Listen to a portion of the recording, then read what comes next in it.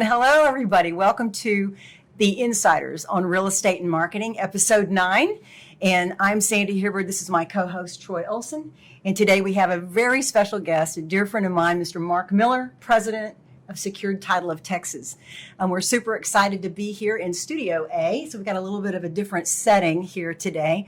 But lots of notes and lots of good information. So the table setting is good. We're going to have a conversation about cybersecurity, the title industry, how to market around safety for your clients. We're going to talk about the boom in refinance and so much more.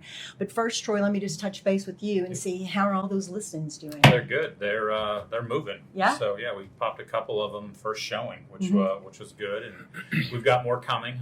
Things were slow, right after Labor Day, kids going back to school, adjusting, but then the week right after that, it was just another, big explosion. Right. With the kids being at home with this new school year, kind of a strange thing. How have you seen that affect the home buying situation? Yeah, just the timing. It's just trying to coordinate, their schedules with their work schedules, with their kids' schedules, any activities that they're involved in, still all the chores that got to be done. And then with the limited, supply of inventory, there was a lot of going out and looking at one or two homes at a time with multiple different buyers, but that's what you have to do in this day and age. It's a crazy time. What I've been hearing from my clients is the craziness of all the listings right now. Some of the reports I've been reading from Steve Brown, Dallas Morning News, talking about the influx in refinance, the influx in new builds actually is starting to heat up a little bit. Right. So hopefully that's going to help with the inventory problem that we have right now. Yeah, I think the biggest challenge that that builders are facing, lumber went up, was at 40% mark like 3 weeks ago, and that literally is, of course, going to get passed down, right to the consumer. So if you were looking I read that. If you were looking at new construction and you come back 2 weeks later and you have a monumental price increase, it's not because they felt like it. It's because of lumber specifically. Well, that's what they always say, that it's going to be passed on to the consumer, but the market spins it to say, oh, don't worry about it. You're still going to be able to afford it because we're lowering the mortgage rates. Yeah, the interest rates being down as low as they are. Yeah, right. But still the prices are crazy. I still think this is going to be more than one way the out of cycle year, which in our business, the cycle usually starts to trail off in the fourth quarter. And I just have a sense that we're going to press right through this fourth quarter and really have high activity because of the stall that we had when COVID first hit. We've talked about that, haven't we? Yeah. In fact, I think we predicted a couple of months ago that this next 45 days was going to be crazy. And then one of my clients did a video this week saying, is fall the new spring?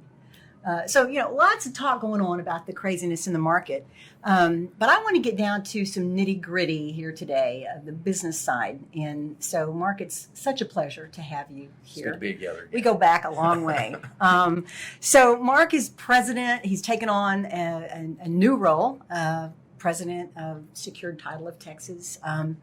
I worked with Mark, and I think I've even mentioned him a couple of times whenever we've had past episodes about being baptized by fire in the real estate business when I bought my company, Lyric Marketing. And Mark was the clergyman who baptized me with fire into real estate and marketing. Yeah, we did some great things. Oh, we did. Yeah. I mean, we have done some tremendous things. Back before, we had Facebook, we were doing billboards, we did Inside Real Estate in the Plano Star Courier. We had an article every week that we did on that. Yeah. I used to push to get real estate agents featured in newspapers. It's like that just seems so old to me right now. It's crazy, crazy time. Well, anyway, so Mark is here, and without further ado, I want to get he and Troy involved in some conversations about some very important things that we're going to talk about. It's hard to have you here and not want to pick your brain about everything because your title experience goes for 20 years as far as what I've known you. And I'm sure it goes deeper than that. 43. This is my 43rd year. Wow. That's a few cycles. That's a few cycles. You've seen some real estate agents come and go, I'm sure. I have. Yeah. Well, so briefly, give us a picture of what impact, and we've talked about COVID, and I don't want us to hover over COVID too much today, but give us from your standpoint what kind of an impact you've seen in the real estate market here in Dallas that COVID has had. Well, certainly it put everything to a screeching halt initially. Oh, yeah. And then everybody started to panic about how are we going to do a closing. The interesting thing is there was a major legislative push nationwide to get what is referred to as RON, which is Remote Online Notary. Mhm. And they blitzed it through the system to get it approved. What they Wow. didn't anticipate with that is that the majority of lenders do not accept remote online notary Oh, closings. that's true. Have you done any online closings? So we had one where I was representing the seller, and that's how the buyers signed. But even as recent as 2 days ago, I had a buyer closing, and the email from the title company was, "Unless you are signing, you are not here." Correct. So, So- how'd they work that through? Well, they went back to what we've been doing in the old days of, which was really the refinance boom, and, and it transitioned from using notaries, actual notaries, to go to homes, and they went and they adjusted to drive-by closings. So you'd pull up front, the escrow officer comes out with their mask on, Unbelievable. they do the signing, notarized documents, and get it closed. The interesting thing is that there's certain companies, and it's more the national platform, but I'll give you an example under the Fidelity family, and we represent Fidelity as one of our underwriters, but they have their offices still locked down. You cannot walk inside of a branch office. You have to make arrangements to either notary close or to close with a drive up to that side. I opened my offices 2 weeks ago. And so we just do That's exercise. so interesting when other things that don't seem so I know. necessary have opened. Yeah, yeah. So we do sanitize just like we did in this room, Mhm, and people come in with their mask on, and we close them at the table, and it's working just fine. And then we sanitize again, waiting for the next Yeah, right. closing to come. But certainly, if you look at the purchase side of our industry, the closing experience is really important. Because I think it also establishes kind of the final relationship that you've had through that process, Mhm. and that's really a real heavy referral opportunity for the realtor.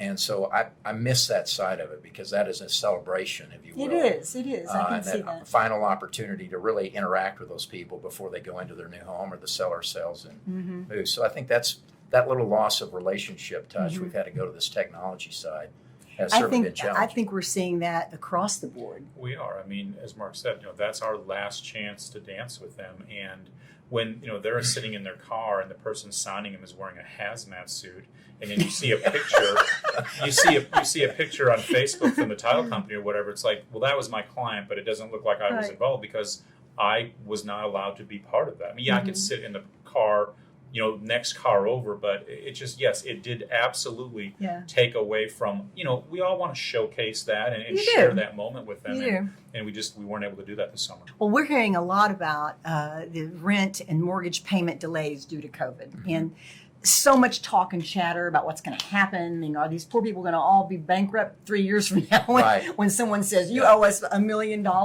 What's going on with that? Talk about that with us. Steve. Well, I mean, statistically, you look at it, and there's almost 4 million people that are not making payments on their mortgages. So you can't continue to just defer the payment. The forbearance agreement somewhere has to come to a conclusion. I think that probably some people may have been at risk when they went into a forbearance agreement, not realizing what the lender's criteria was going to be. And there's two things I think are challenging that. And one is, do you get to push the payment to the principal that you can use as a payoff, or are you going to be responsible at the end of the forbearance agreement to make the payment? And that's going to be a makeup payment, by the way, of a lump sum. I mean, that's going to put people They're in not a capable really of that. bad situation. Yeah. So I think that's going to be a real challenge. The second thing is you should be confirming with that lender you're going into forbearance, and there may be people today that haven't gone in that you want to make sure that there's not credit reporting associated with that forbearance agreement. Oh, absolutely. So that you need to be protected in that side. So now all of a sudden you're not reporting delinquencies and now affecting your credit score as well. So basically, what you're saying is that they're going to pack it on the back end of the note. yes, So add to the I'm a principal homeowner. balance. I've missed 6 months of payment. I'm not going to be, hopefully, I'm not going to have a bad credit report because of that. Hopefully, I'm not going to get kicked out of my house for Yep. that. And then the mortgage company will just add that to the back end of my loan. Right. Do you think they'll right. increase payments, though? That's always going to be a possibility to that side. But I think, as has been our experience so far, and particularly in Texas, is that those payments increases are associated with the increase in real estate taxes. So not only have you got the forbearance issue, but you've got a hugely accelerated appreciation and now taxation on property. And what I'm seeing in the national circle that comes into focus in Texas is that there's companies that are already forming their default strategies out there that are in the large mortgage servicers. Mm-hmm. And so what they're doing is they're coming into these spaces and they're trying to create a title company solution to their mortgage servicing, which is the asset management side, moving it into pre-foreclosure notices and foreclosure. So they're lining up, and then outside of that circle is the capital market. And Wall Street is lining up with billions of dollars in capital. And part of this new strategy in the commercial side, which I think will impact residential, is that they're going to be looking to buy portfolios of property. Mm-hmm. And there's two strategies to that. One is a normal portfolio of just buying a portfolio of notes. Mm-hmm. But the other one is that strategy of getting tenants into homes and then buying portfolios of 100, 200, or 300 homes that have tenants in that portfolio. And that's going to become a new commercial trade in our industry. I know you're going to talk about this later, so if I'm stepping on that, we can move on to something else. But how does all of that affect the local title agency that are ran by a group of attorneys or something that doesn't have all the funds that come from a national underwriter? Yeah, you're going to be the outsider looking in. Now, the other side of that is that type of business compresses into a title operation, and it becomes the same thing. It's churning and notary close and no closing experience. And so I think it's almost to our advantage because we have the opportunity to be more relationship, local market driven. Absolutely, yeah. Than we have to be on the national side. Yeah. I think the other thing interesting with this is that as much as we talk about the mortgage forbearance, we've also got the tenant who's getting rent forbearance. Mm-hmm. And there's certain prove-ups that tenant has to do, but that just came effective September 4th Mm-hmm. and runs till December 31st. So you have to go through a prove-up, in essence, that you're not capable of making the rent payment. And if you do that under what is required by the government, they don't have to make a payment on rent. So now I'm an investor, Okay. and I've got that property. And now between September 4th and December 31st, if they meet the criteria, I can't force them to You don't pay get it, and you don't rent. get any money. I can't evict them. I can't do any actionable thing in order to deal with that asset other than if I decide to sell it, then I am given the right to show that property under certain circumstances. Wow. So we've got an investor market sitting out here that usually own, maybe a small 1 or 3 or less than that or a little bit more than that homes, and now all of a sudden their cash flow is being affected because that was part of their strategy for their income. It's just like an octopus with tentacles that just is reaching everywhere. It's just wrapping around everything. Wow. Yeah. Wow. But strangely enough, the market, as Troy was pointing out, is strong right now. It's a good market. Thank goodness What are for some low of the interest rates. what are some of the reasons why? Well, I think it's, again, there's lack of inventory, so people are bidding high on what is available, and they're not asking a lot of questions. It's, there's 2 options, and that one's already gone, so I got to buy this one. Nothing's really changed, I think, in the credit side of it. And if you got the lower the interest rates has dropped 2-3 basis points, buy a lot more house than what you could before as well. Absolutely. So it may be come over in a little bit more into that affordability category that they wouldn't have had prior to, and maybe that kept them at a $200,000 home or below. Now maybe they can get in a little bit higher price point with that lower mortgage payment. Talking about how has it impacted us? Because of all the refinance that's going on, we've seen a shortage of appraisers because when people buy homes, the home's got to be appraised. Right. When they refi, they got to be appraised, and when there's that many refinances going on, that's still got to get done. It bogs down the pipeline, and the days of we can close this in 30 days. We've had to do a couple extensions just because of the shortage, of appraisers. So they're taking. That's longer. interesting. So we're looking at a 35, an extra week. One more working week of when we make offers or when we get offers on our listings. Right. The interesting thing is when COVID came to play and the market tipped. Yep. If the mortgage rates had not dropped and the refinance boom occurred, there would be a lot of title companies out of business right now. Right. It propped up the title insurance industry. But on the other side of that, because of the massive amount of refinancing, what happened to many of the title companies, and those are more nationally owned, I'll say that, is that they went to a second strategy for production of the title commitment, and they started going offshore.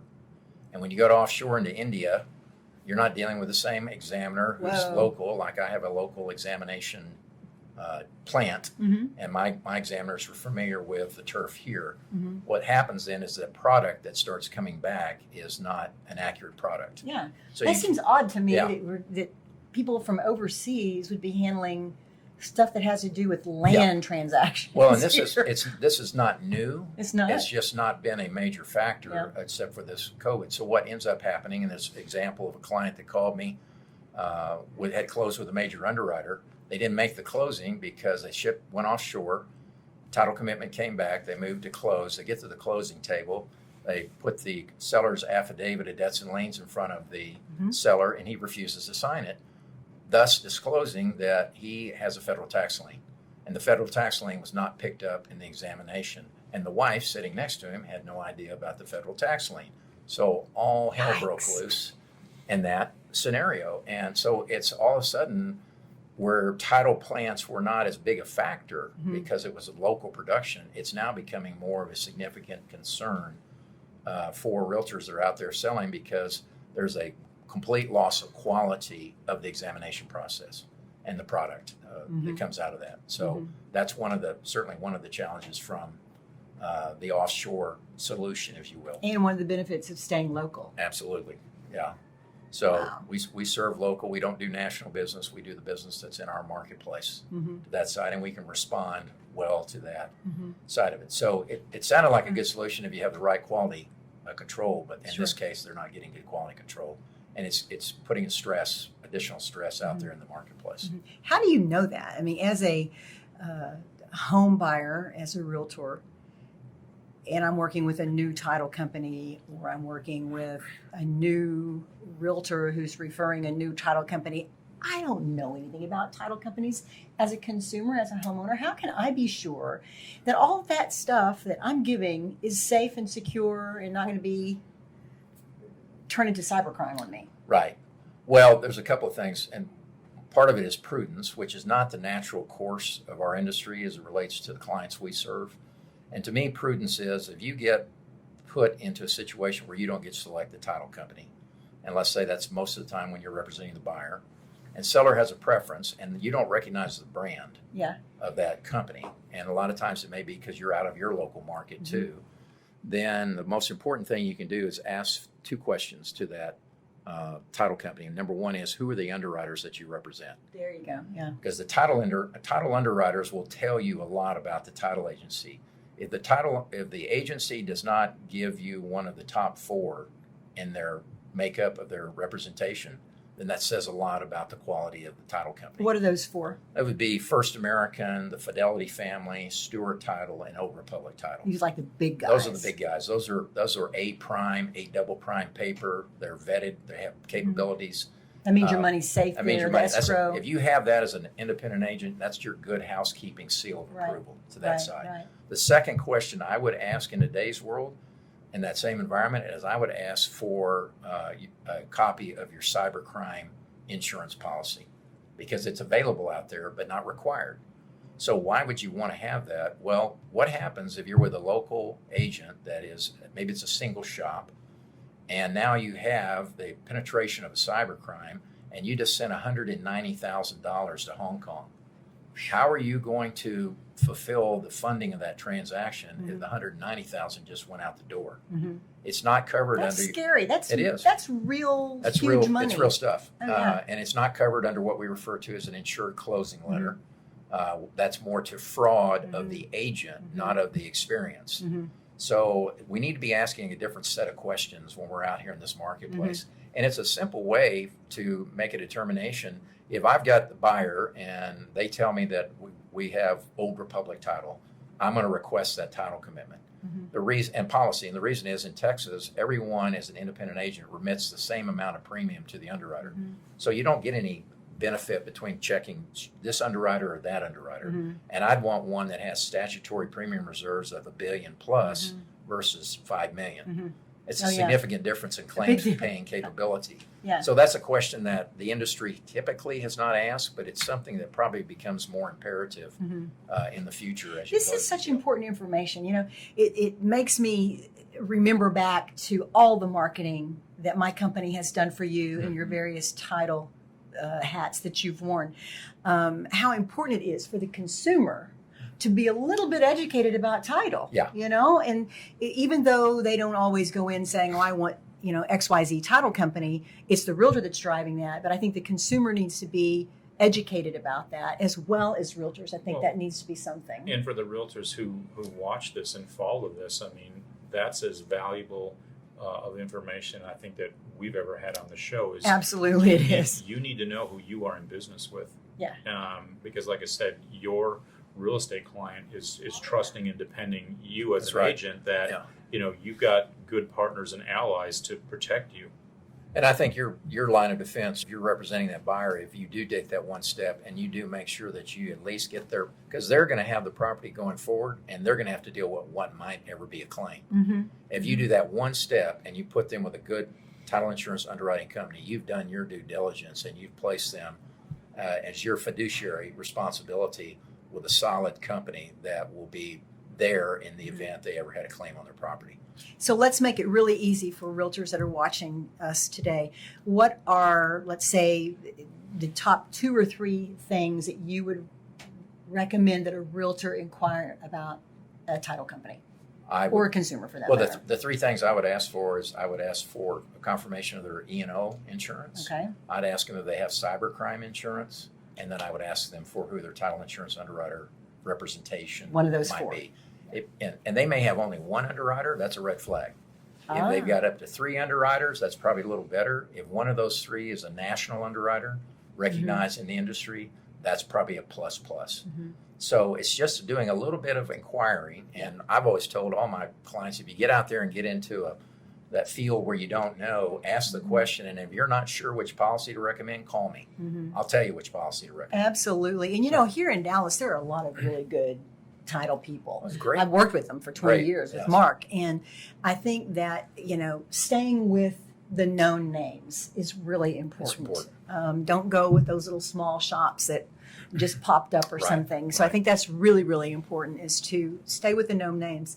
I know, Troy, that you've experienced some cyber crime stuff. Yeah. Let's talk about that for a second. So, I mean, in 15 years of doing real estate, a lot of transactions, it had never happened. Mhm. And it actually happened to one of my own team members on her own personal real estate transaction. Oh, wow. And it was, the situation was, the escrow officer took an email from somebody that said, hey, I want my net proceeds to go here.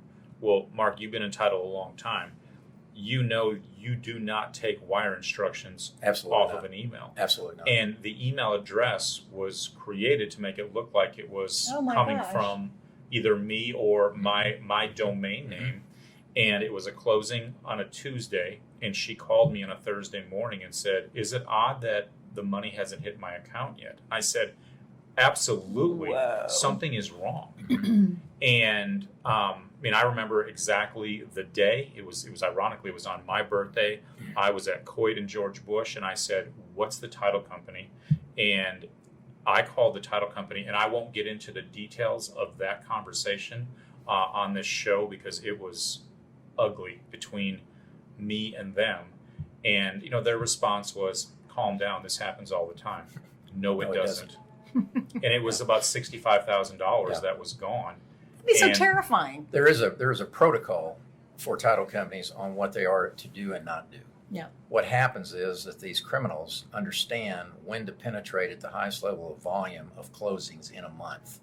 Because you get an office that's a very successful office, they may be closing 20 or 30 deals a day Mhm. toward the end. And so they know when the volume is and the lack of attention, Mhm. and they know when to slip in to that side. Unreal. So, and I've had that exact same experience with an employee at a prior company.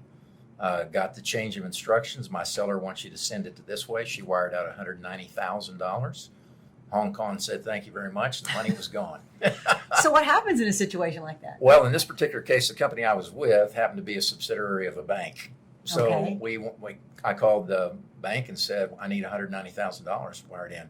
So that's that capability. Yeah. I knew I had an $8 billion bank There in you this go, yeah. relationship. I knew the money was going to be, they weren't real happy, Mhm. but we were able to satisfy that Right. scenario. Now, with your team member, what happened to their $65,000? Did they have to Basically, wait? I went to the title company, and the person that took that email left before I got there because they knew I was coming in real hot. I mean, I was protecting my own. And I said, I am not leaving until that money is in her account.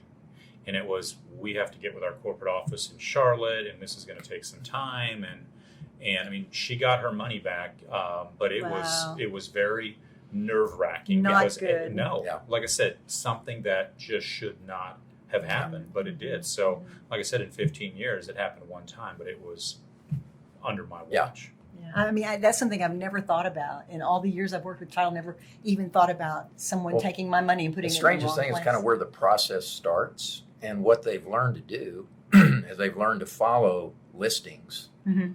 on the sites where you post out a listing. Because what do you provide when you post out the listing? Your contact information Yeah. and your email. Yeah. Once they have your email, then they can figure out how to get inside, and now they start to track your activity, Mhm. and they know when to anticipate when you're moving toward a closing, Mhm. or that you went under contract and you're going to wire the money in Mhm. for your earnest money Mhm. side. So they've got that level, and then they know how to wrap around and get on the title company side. Mhm. So what they'll do then is they'll give instructions to the buyer, thinking they're communicating with the title company, saying, here's your wire instructions, send it to, and they wire in, and the same thing happens.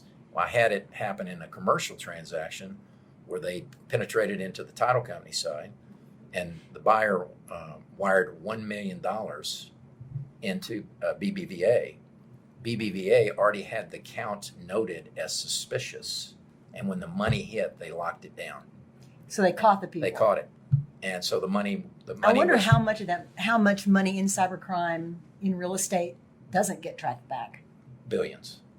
This is a major issue within the industry, I mean, and it's people just stay going to local. Stay yeah. local. It's just going to get more and it's just going to get worse. I mean, Yeah. that's They're is no. that smart on the other end. They are. They The really sophistication will just continue. So we've got to be more alert. We got to follow our protocols. Mhm. We got to communicate. And the other thing is they count on that our industry has moved more to text and email communication than Mhm. verbal communication.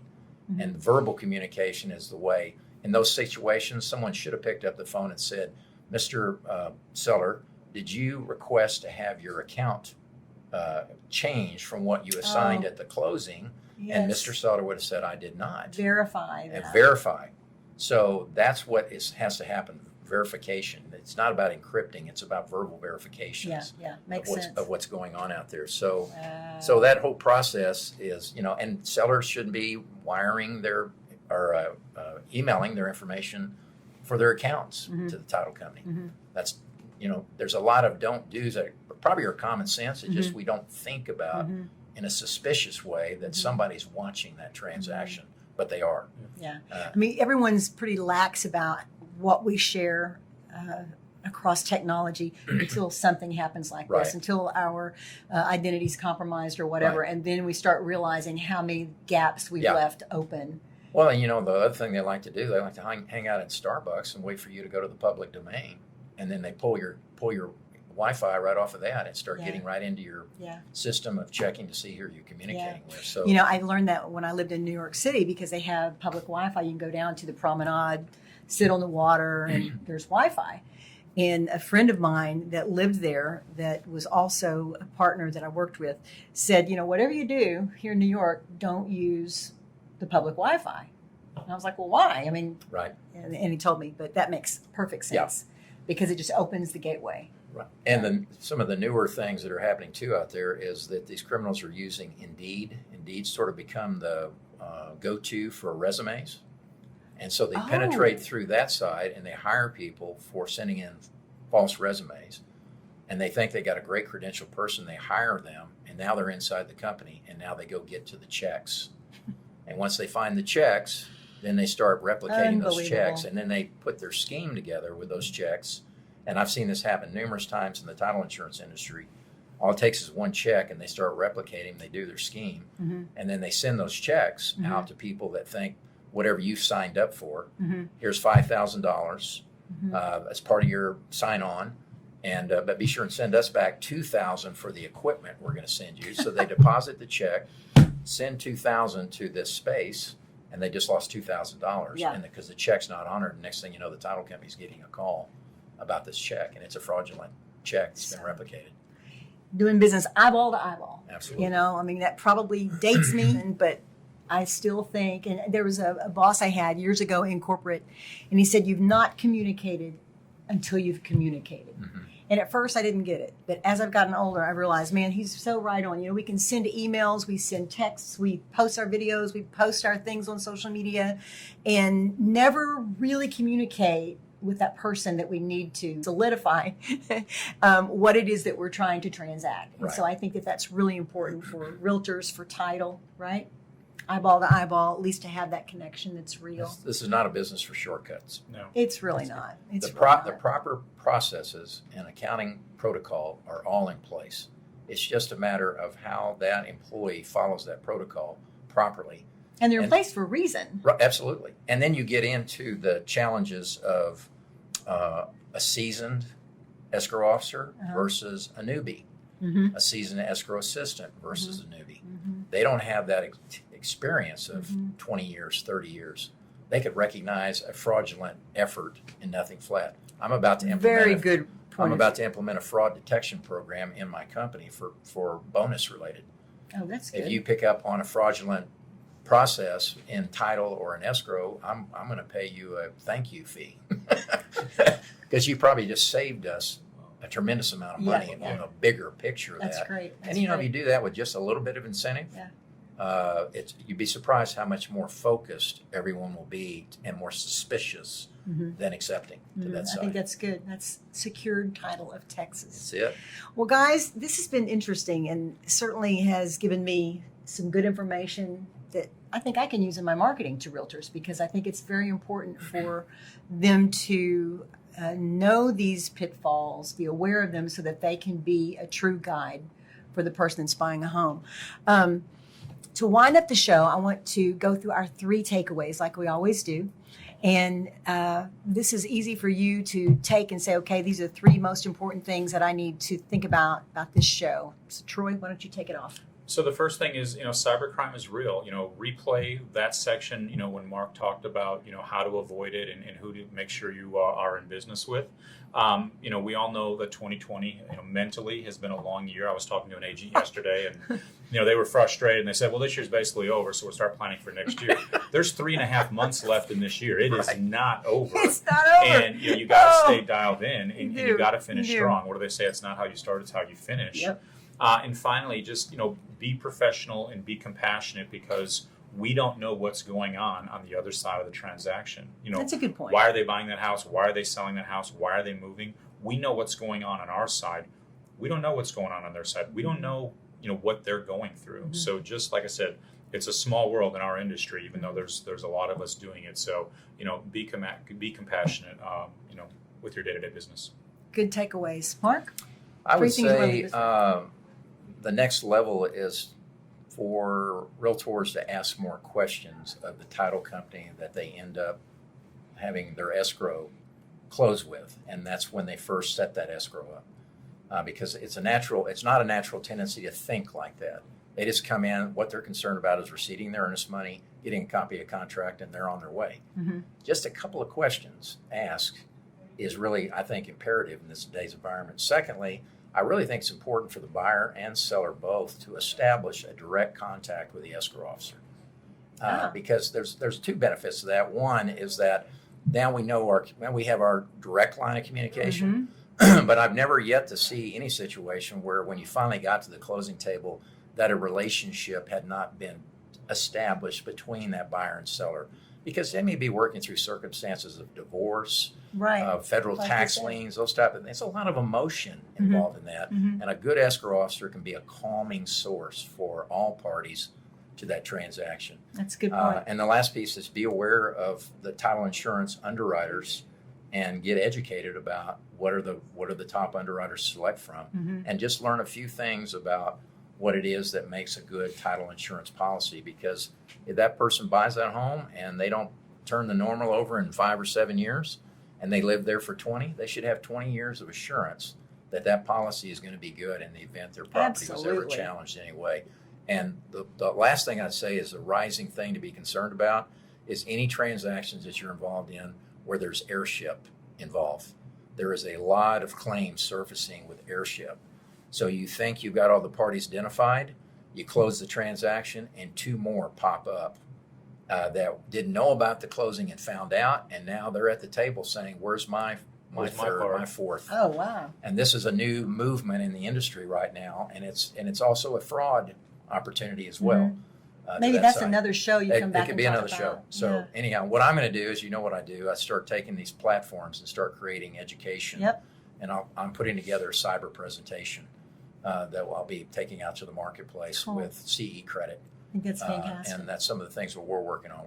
I've always been about education, and I think that's the way that you help your clients stay knowledgeable about what's happening out there in the marketplace. Super good.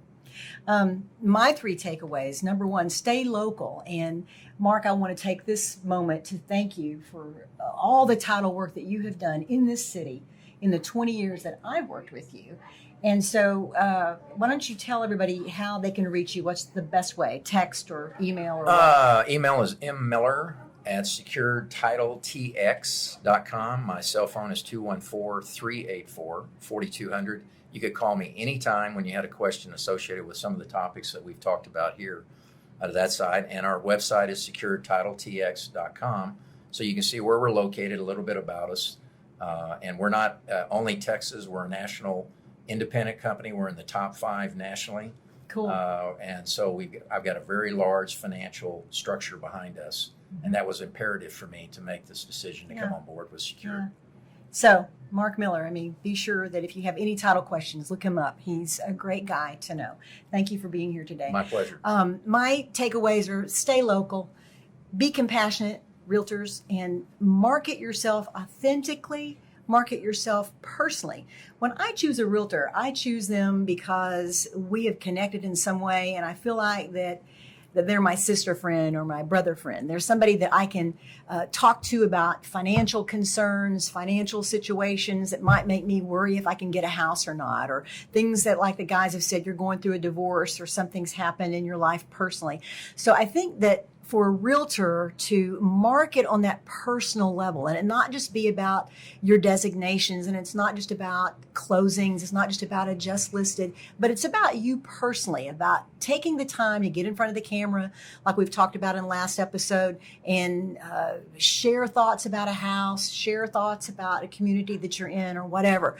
I think that's really super important. Be compassionate, market authentically, and stay local. And I think with those things, guys, we've got some of the best real estate people in the country right here in Dallas-Fort Worth. So thanks, everybody, for tuning in today. I appreciate Mark being here. It's been great getting all the information from you. And Troy, my sidekick, I hope that you'll tune in with us next month. Ciao. Take care. Be safe.